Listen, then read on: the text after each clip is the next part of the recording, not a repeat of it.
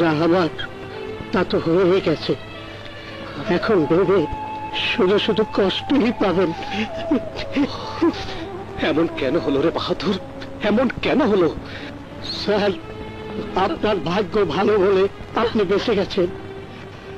যে বোমার কারণে শবনমের মৃত্যু হয়েছে, সে বোমা শবনমের জন্য নয়, সে বোমা রাখা হয়েছিল আপনার জন্য। কিন্তু কেন? সে তো বলতে পারবো না বাবু, তবে আমাদের কাবিলার গঙ্গাকে আমরা শহরের দুই বাবুর সাথে যেতে দেখেছি। স্যার, আপনার বাড়ি থেকে ফোন এসেছিল, আপনার ভাই ও বাবার উপর হামলা হয়েছে। আপনার বাবা এখন মৃত্যুর সাথে পাঞ্জা লড়ছে।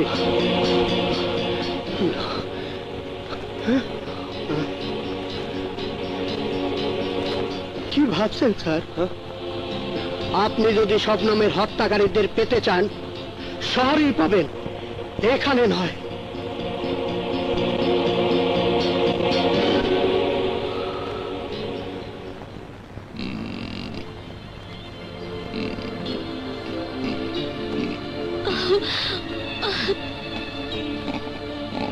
বাবা,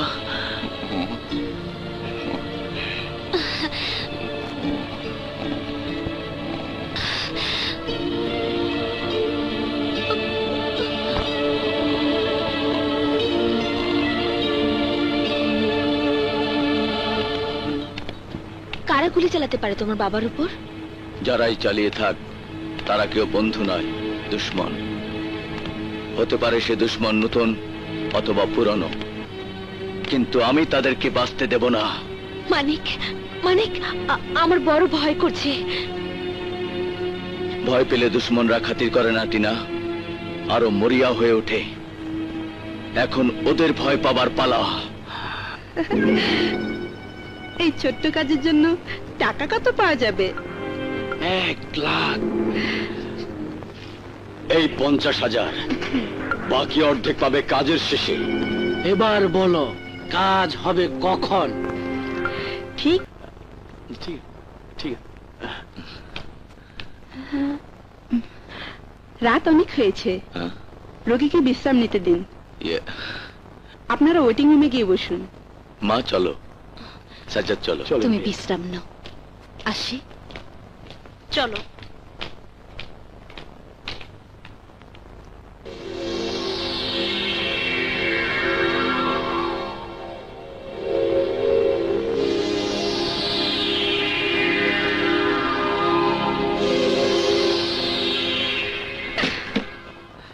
সাজ্জাদ বসো। ভাইয়া, আমার মনটা ভাল লাগছে না। আম্মা, আমি আব্বার জন্য 2 রাকাত নফল নামাজ পড়ে আসি। যাও। আসি আম্মা।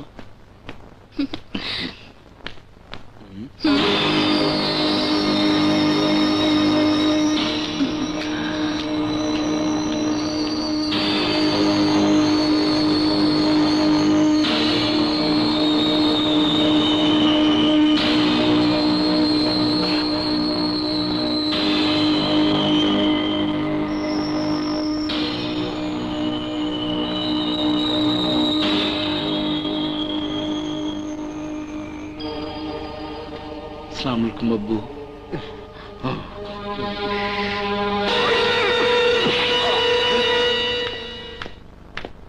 ভাইয়া, হেরা, তুই এসেছিস বাবা? হ্যাঁ মা, মা বাবা এখন কেমন আছে? আল্লাহর রহমত, বিপদ কেটে গেছে। চল, তোর বাবাকে দেখবি। চল চলো চলো।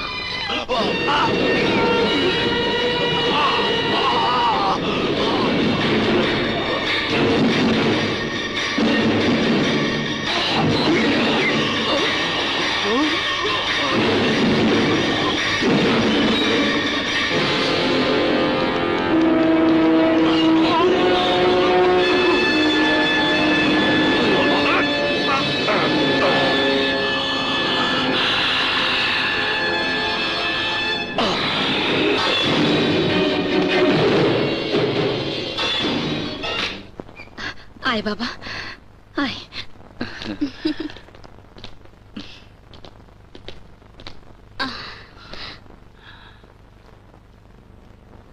বাবা, বাবা দেখো আমি এসেছি বাবা। বাবা বাবা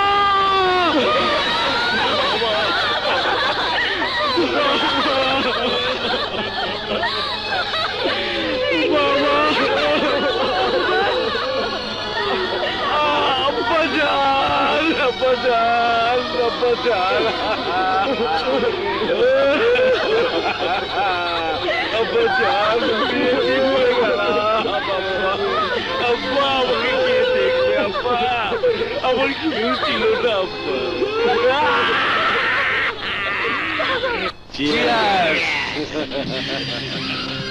ভগবান বাবার আত্মার শান্তি কামনায় একটু দারু পান করে আনন্দ করো।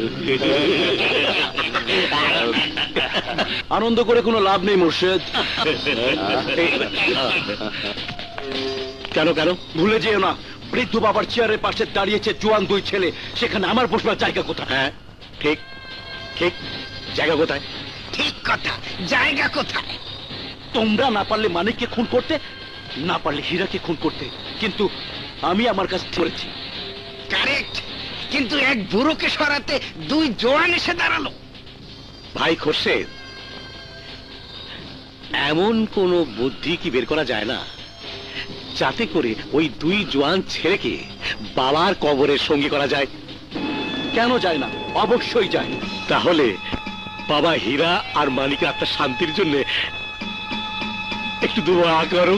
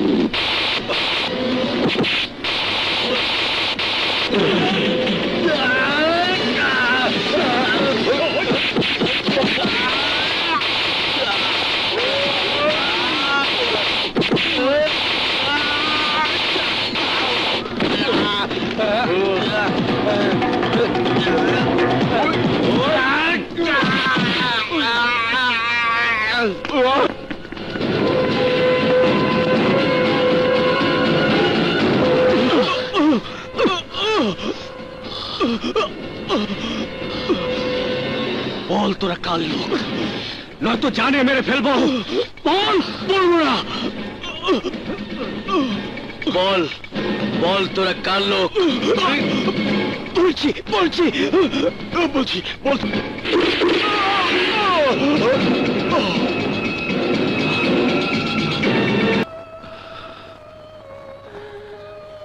মা, কাল থেকে তুমি কিছুই মুখে দাওনি।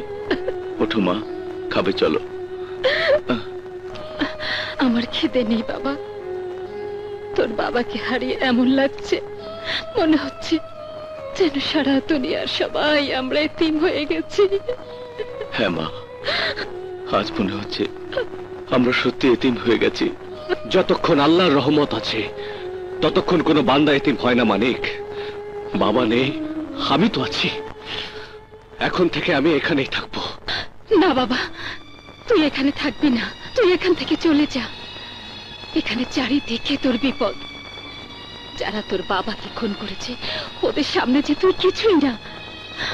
ওরা তো আজও তোদের দুজনের উপর আক্রমণ করেছিল। মা, তোমাকে একটা প্রশ্ন করব, তুমি তোমার স্বামীর খুনিদেরকে ক্ষমা করতে পারবে? বলো মা, বলো, জবাব দাও। ওদেরকে তুমি ক্ষমা করতে পারবে? না, কখনো না।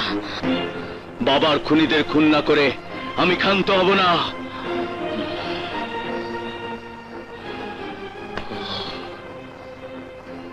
তাহলে আমার এখানে থাকাটা খুব জরুরি।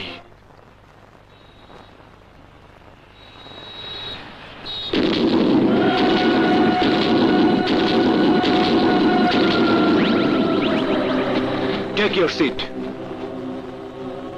কেমন আছেন আপনারা? কিছুক্ষণের জন্য ভুলে গেছিলাম যে ধনবান বাবা মারা গেছেন। একেবারেই ভুলে যান। সিনিয়র ধনবান মারা গেছেন, কিন্তু জুনিয়রে ধনবানের আপাতত মরার কোনো সময় নেই। আজ থেকে আমার বাবার চেয়ার আমি সামাল দেব। যার উপর যে দায়িত্ব দেয়া আছে নির্বিঘ্নে পালন করেছেন। মনে রাখবেন, আমার বাবা ভুলের শাস্তি ক্ষমা চোখে দেখেছেন, কিন্তু এই ধনবান হীরার কাছে ভুলের কোনো ক্ষমা নেই। ভুলের শাস্তি একমাত্র মৃত্যুদণ্ড।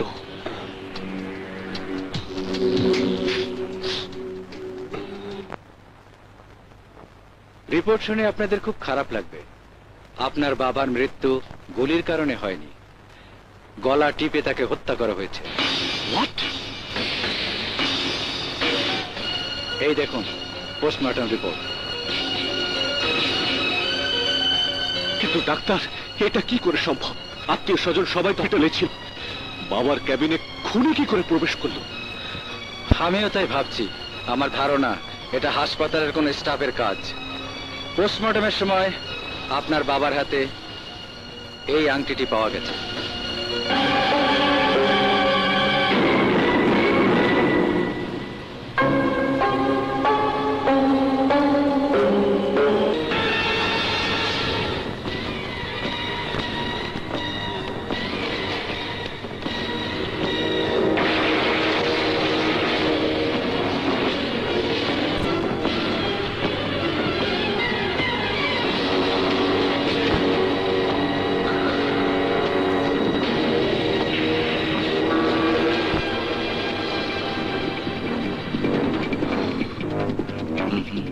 চলো ভাইয়া।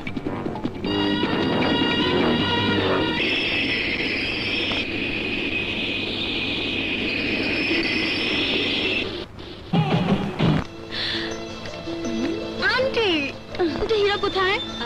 আমি কোনো কথাই শুনতে চাই না। একদিনের মধ্যে আমার মাল ডেলিভারি চাই।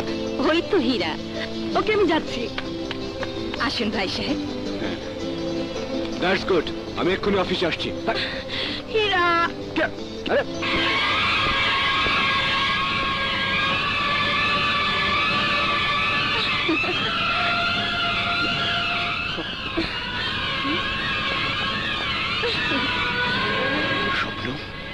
আমি শবনম না, আমি সোনালি।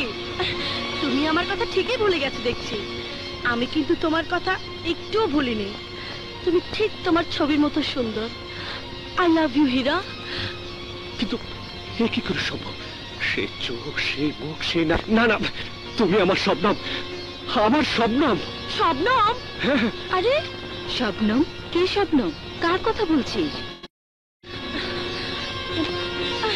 মা, মা তোমাকে শবনমের কথা বলেছিলাম না? মা, শবনম দেখতে ঠিক ওর মতোই ছিল। স্ট্রেঞ্জ, ঠিক আমার মতো। হ্যাঁ। এ তুমি কি বলছো বাবা? হ্যাঁ আঙ্কেল, আমি ঠিকই বলছি। জঙ্গল করে কাবিলা সর্দারের মেয়ে শবনম। বাবা হ্যাঁ, আমার বড় মেয়ে রূপালীকে তো আমি ওই জঙ্গলে হারিয়েছিলাম। বলো বাবা বলো, আমার মেয়ে কোথায়? তোকে হারানোর দুঃখে তোর মা আমাদের ছেড়ে চলে গেছে। এতদিন তোকে আমি কতই না খুঁজেছি। আজ যখন তোকে খুঁজে পেলাম তখন তুইও আমাদের ছেড়ে চলে গেলি। মা, হে খোদা, ওর আত্মাকে তুমি শান্তি দাও। খোদা, আত্মাকে তুমি শান্তি দাও, শান্তি দাও।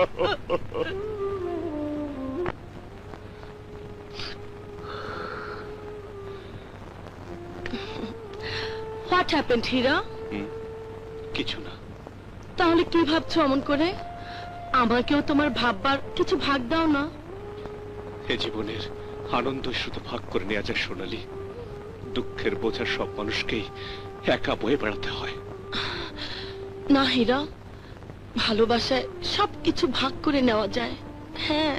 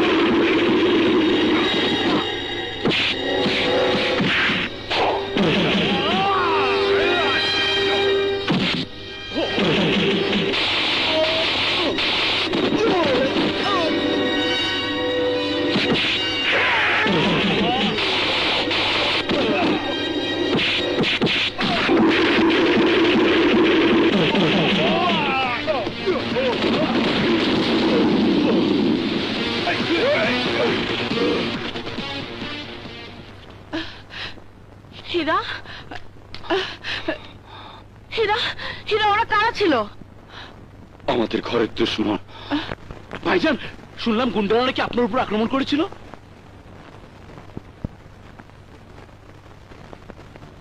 তুমি জানলে কি করে?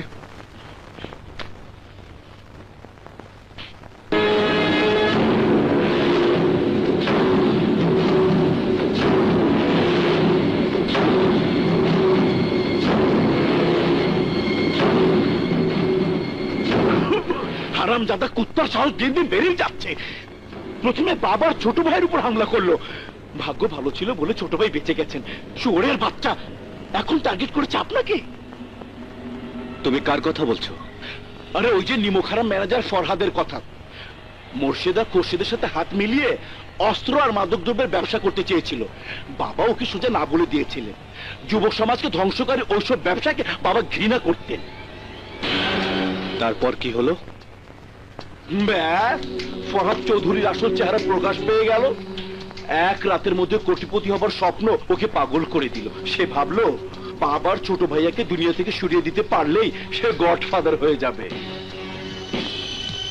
আপনি কি বলতে চান মোর্শেদ আশেদ ফরহাদের সাথে জড়িত আছে? এখনো হয়নি, হতে কতক্ষণ। ঘরের শত্রু বিভীষণ। ভাইজান, ওই ফরহাদ শয়তানদের সাথে হাত মিলিয়ে আমাদের শেষ করে দেবার আগেই আমি ওই হারামজাতিকে খুঁজে বের করে শেষ করে দেই। আজও ঘুমের ঘরে আমি দেখি আব্বাজান চিৎকার করে বলছেন, প্রতিশোধ প্রতিশোধ প্রতিশোধ। প্রতিশোধ এমন এক নেশা, তা যতই পুরনো হয় ততই বেড়ে যায়। প্রতিশোধ আমি অবশ্যই নেব, কিন্তু মাথা গরম করে নয়, ঠান্ডা মাথায়। কিন্তু কবে? যখন সঠিক সময় আসবে তখন।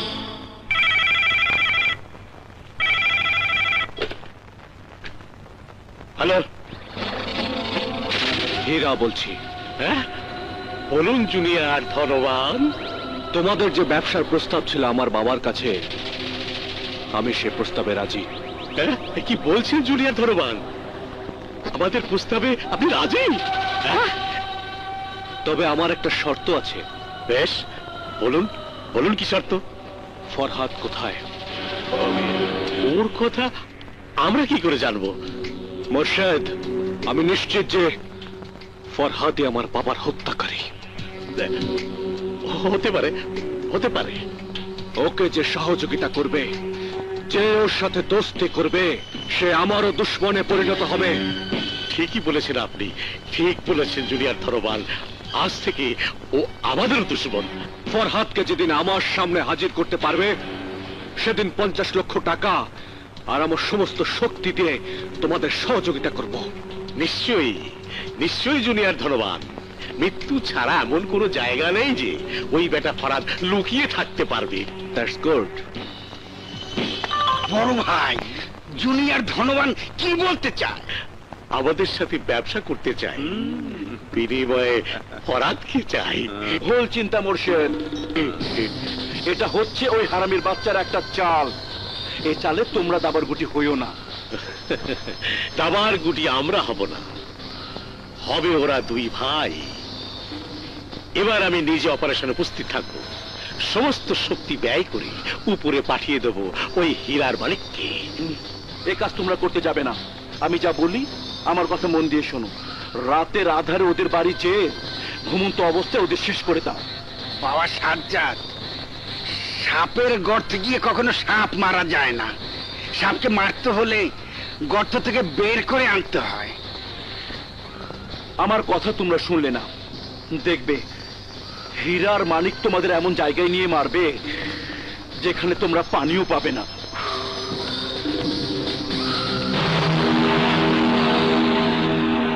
বড় ভাই, ওই হারামির বাচ্চা যদি সব সত্যি ফাঁস করে দেয়, কুত্তার মতো মরবে। কারণ ধনবানকে আমরা খুন করে দিই, খুন করেছে ওই বেটা নিজে।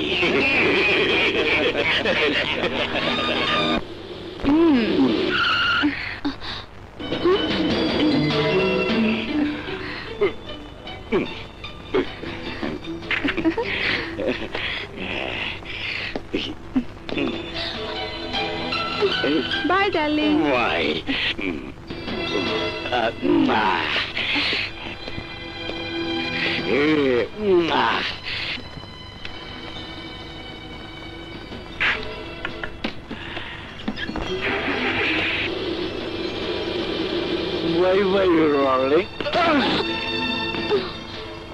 এই দেখছি তোমার প্রতি রাতের রুটিন হয়ে গেছে। ওই মেয়েকে যদি তোমার এত ভালো লাগে তাহলে ওর কাছে যেয়ে থাকো না কেন?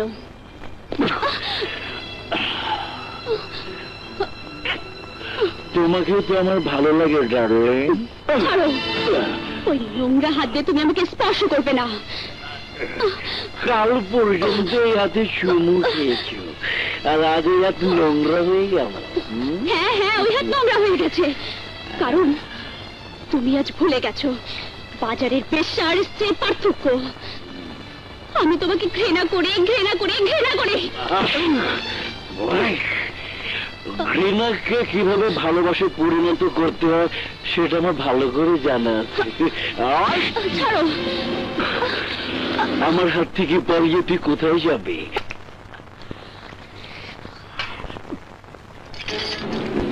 রেশমা, রেশমা, রেশমা! আমার বোন রেশমা কোথায়?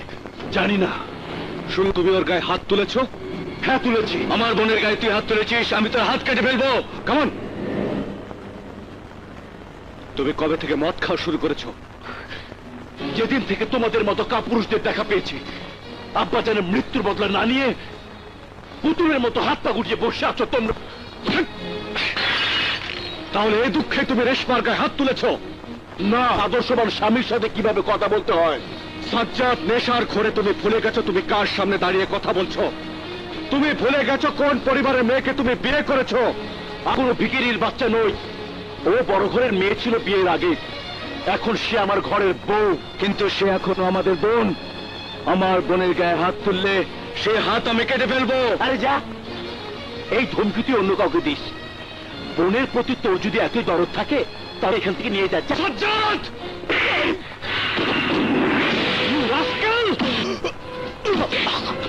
বোনের গায়ে তুই হাত তুলেছিস? আমার বোনের গায়ে তুই হাত দিয়েছিস?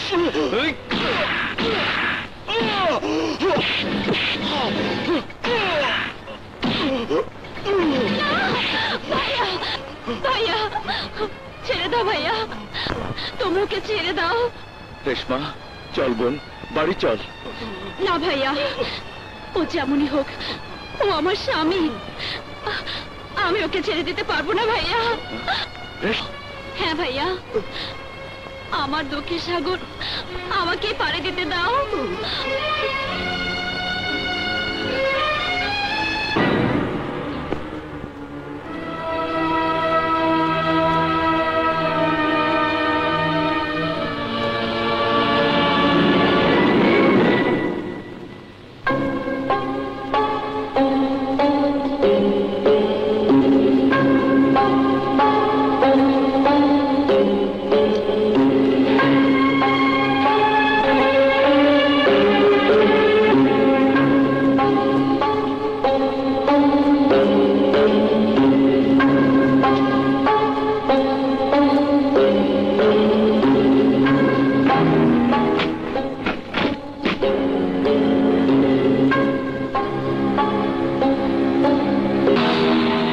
তোমার বাবার হত্যাকারী না?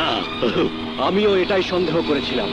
বাবা হীরা, তোমরা কি মনে করেছিলে 50 লক্ষ টাকা আর হিরোইনের ব্যবসার সহযোগিতার আশ্বাসে আমরা তোমার কাছে বিক্রি হয়ে যাব? তোমরা ভুল চিন্তা করেছ।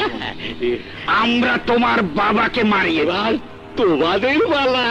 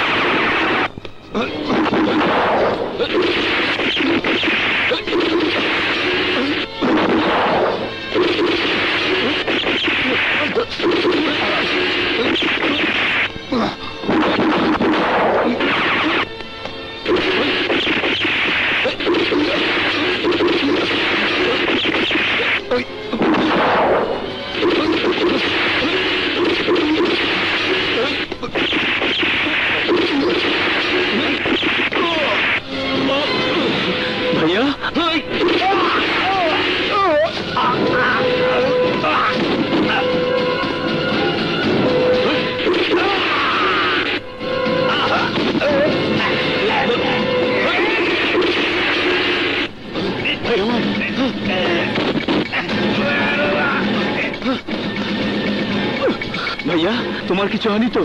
না, চল চল। মরণ খেলা তুমি আর কতদিন খেলবে হীরা? এ খেলা আমি শুরু করিনি সোনালি।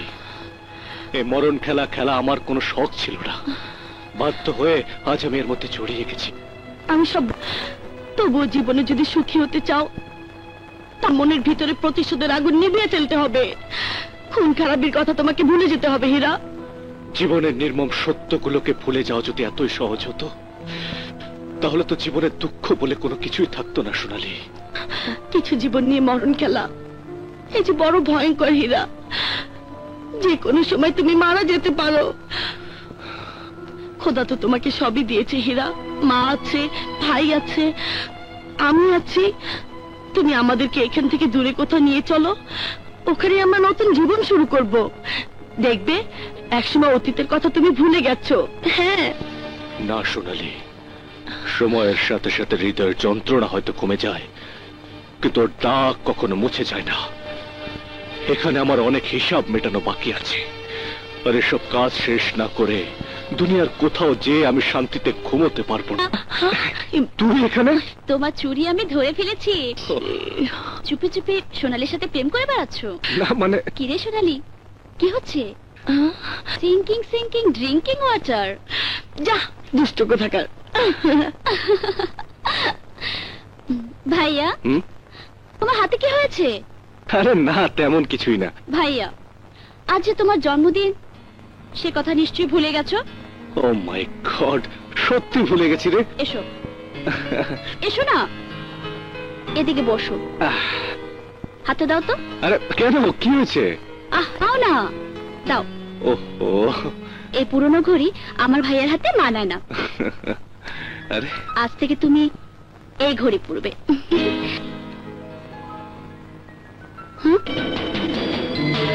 খুব সুন্দর হয়েছে। আংটি? ভাইয়া সত্যি করে বলো তো, এই আংটি সোনালি তোমাকে দিয়েছে না? না রেশমা। মিথ্যে বলছো ভাইয়া, এর উপর লেখা আছে লাভ। লেখা তো আছে, কিন্তু তুই জানলে কি করে? ব্যাস, আমি জানি। কি করে জানি আমি তা বলবো না। রেশমা, আমার কসম লাগে, তোকে বলতেই হবে। ভাইয়া, এই সামান্য কথার জন্য তুমি কসম দিচ্ছ? হ্যাঁ রেশমা। আচ্ছা বাবা, আচ্ছা বলছি। ভাইয়া, আমি এমন একটা আংটি সাজ্জাদকে দিয়েছিলাম।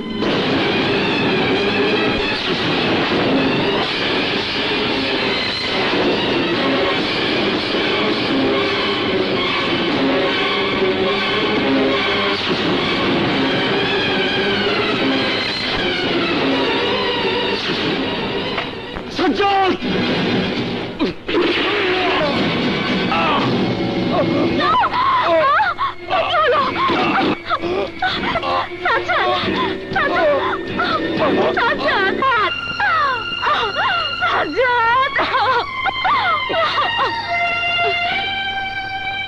তুমি আমার স্বামীকে মেরে ফেললে, আমাকে তুমি বিধবা করলে। ভাইয়া, তুমি তুমি খুনি। ভাইয়া, ভাইয়া কোথায় হারিয়ে গেলে? না মানে, ভাইয়া তোমাকে একটা কথা বলবো। কি বল? তুমি সাজ্জাদকে মাফ করে দাও। কি জন্য? ওই যে ও আমার উপর হাত তুলেছিল, সেজন্য ও খুব লজ্জিত। নাও।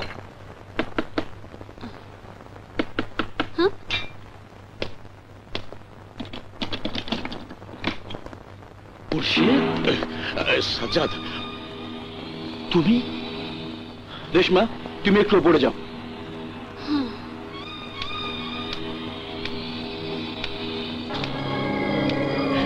আমার বাড়িতে কেন এসেছো?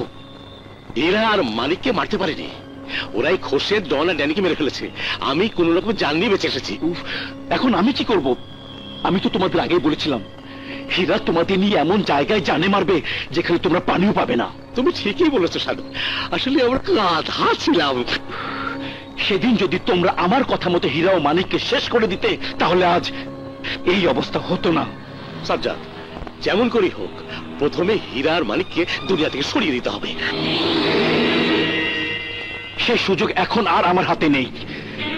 এখন হীরার সামনে যাওয়ার অর্থ আমি দেখি করা যায়। স্যার, ডবল ক্রস করার চেষ্টা করো না, তাহলে কিন্তু হীরার মানিককে জানিয়ে দেব ধনবানের হত্যাকারী তুমি। চুপ চুপ, বিয়ালিরও কান আছে। হ্যাঁ সাজ্জাদ, এখন আমরা বাজবো একসাথে, মারবো একসাথে। যাও যাও, এখান থেকে যাও। হ্যাঁ, যাও।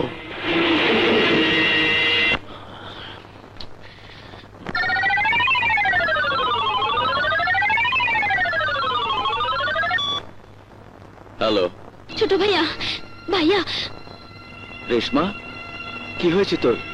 তোর কণ্ঠ এমন লাগছে কেন? কি হয়েছে তোর রেশমা? ভাইয়া, সাজ্জাদই আমাদের বাবার হত্যাকারী। হ্যাঁ, রেশমা, হ্যাঁ ভাইয়া, হ্যাঁ। Reshma, Reshma, Reshma, Reshma, hello hello Reshma, Sajjad!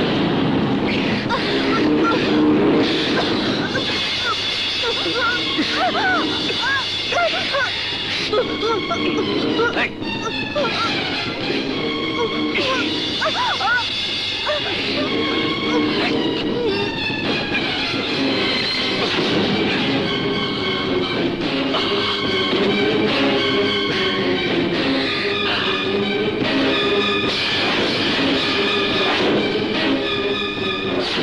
রেশমা, রেশমা, রেশমা, রেশমা, রেশমা, বলো আমার।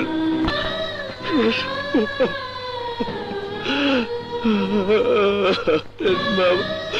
বলো আমার। ভাইয়া, তোমাকে একটা কথা বলবো, তুমি সাজ্জাদকে মাফ করে দাও।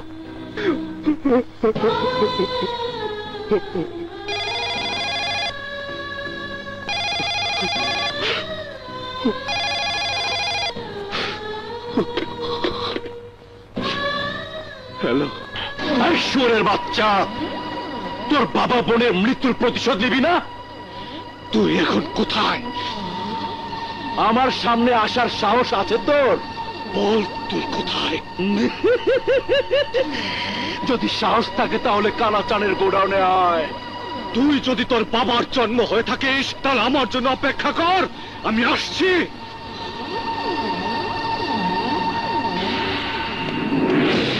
এই সাজ্জাদ, হারামির বাচ্চা, বেরিয়ে আয়!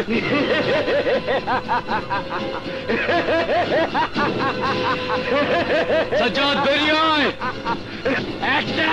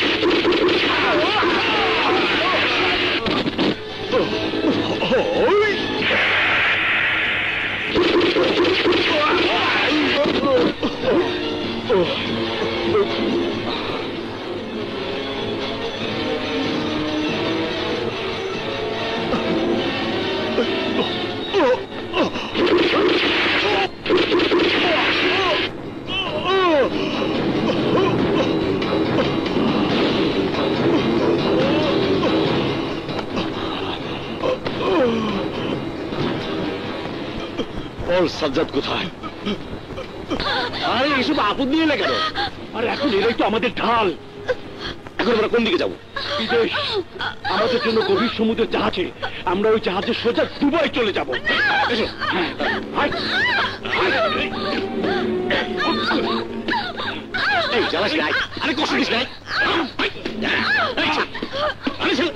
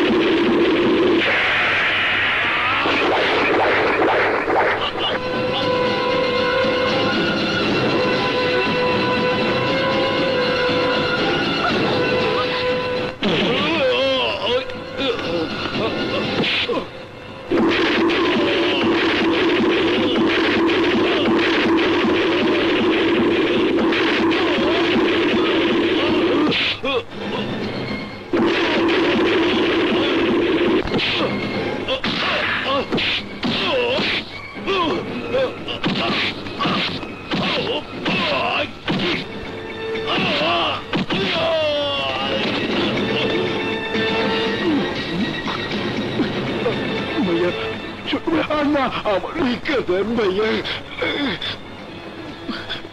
আমি না আপনাদের ভগ্নিপতি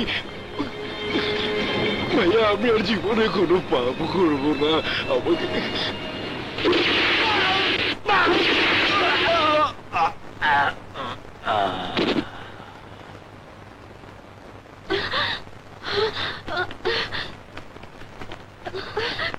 হীরা, মানিক,